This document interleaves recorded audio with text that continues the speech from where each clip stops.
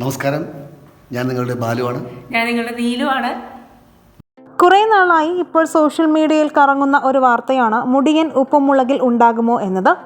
എന്നാൽ ആ സംശയത്തിന് ഇപ്പോൾ ഒരു ഉത്തരം നൽകി.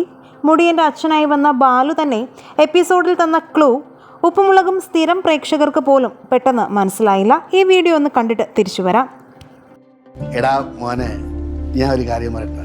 നിങ്ങളുടെ അഭിപ്രായമോ കൊഞ്ചരും കളിയൊക്കെ ഞാൻ ഇതിനെ മാറിയെന്ന് ആസ്വദിക്കായിരുന്നു. ഇടാ കല്യാണം കഴിച്ച് 4 മക്കളുമായി, ഇതാ ഇപ്പൊ അപ്പൂപ്പനായി.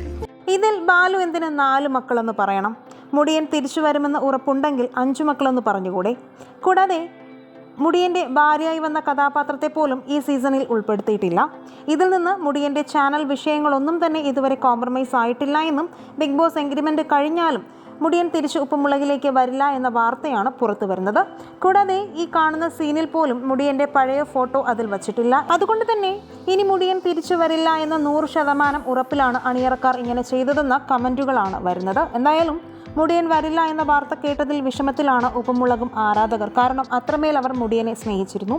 നിങ്ങളൊരു ഉപ്പുമുളകും ഫാൻ ആണെങ്കിൽ മുടിയനെ തിരിച്ചു കൊണ്ടുവരണമോ എന്നുണ്ടെങ്കിൽ കമൻറ്റ് ചെയ്യുക.